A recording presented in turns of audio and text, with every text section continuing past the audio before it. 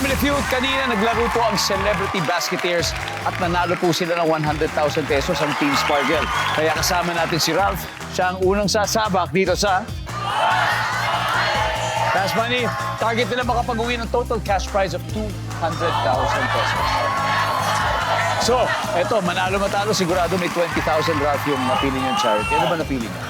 JMA Kapuso Foundation po. Jamie Kapuso Foundation. There you go. Okay, habang si Paul ay wala, umpisahan na natin. Give me 20 seconds on the clock, please. Para siguradong masaya, ilang dapat ang players ng bawat team doon sa game na tug of war? Go. 15. Sa war movies, ano makikita mo bukod sa baril? Bala. Kung may eleksyon ng mga hayop, sino ang iboboto nilang presidente? Leon. Makikita sa abandonadong sinihan. Upuan. On a scale of 1 to 10, gaano kabilis ang internet connection sa cellphone mo? Mabagal. Ay, 10. Let's go, bro. Okay, para siguradong masaya, ilan dapat yung players ng tug of war sa bawat team? Sabi mo 15 each. Ang sabi ng survey ay? Oh, wala. Sa war movies, ano makikita mo bukod sa baril? Sabi mo bala. Sabi ng survey? Kung may eleksyon ng mga hayop, sino ang iboboto nilang presidente? Ang leon. Baka naman. Diba? Baka Survey? naman, sana naman. Nice one. Makikita sa abandonadong sinihan, sabi mo yung mga upuan. Survey. Very good. On a scale of 1 to 10, gaano kabilis ang internet connection sa cellphone mo? Sabi mo, 10, pero mabagal na 10. Survey. 80 points now. Good start, Ralph. Very good start. Let's welcome back Paul Salas. Let's go, Paul. All right. Okay. Bago ikaw sasabak, siyempre gusto natin magbigay pugay at batiin ang ating creative director na si Direk Cesar Cosme. Direk. Bihira ka namin makita ng live. Love you, Direk. Okay, Paul, eto na.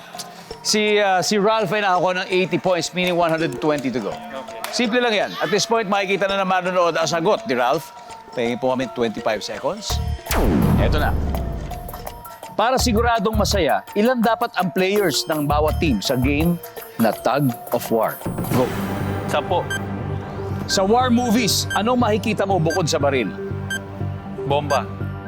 Kung may eleksyon ng mga hayop, sinong iboboto nilang presidente? Tigre. Makikita sa abandonadong sinihan. Pass.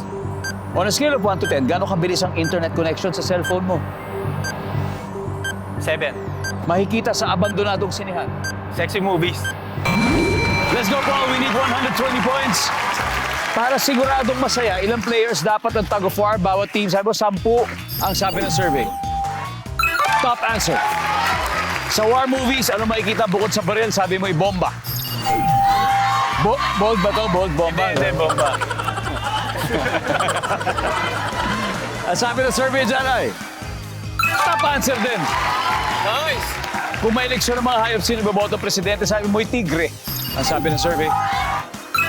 Wow. Ang top answer ay leon. Okay. Makikita sa abandonadong sinihan. Sabi mo'y sexy movies. Yan ang Survey? pangkapasya. Wala. Ang top answer ay upuan. Ralph, nakuha mo. On a scale of 1 to 10, gaano kabilis ang internet connection sa cellphone mo? Sabi mo 7. Sabi ng survey? Yeah, top answer is 8. Paul, Thank you. good job. Good job pa rin. Good job pa rin. Team Sparkle, congratulations. Mag-uwi kayo ng 100,000 pesos. And of course, RK, on Sunday na ang inyong palaro. Paul?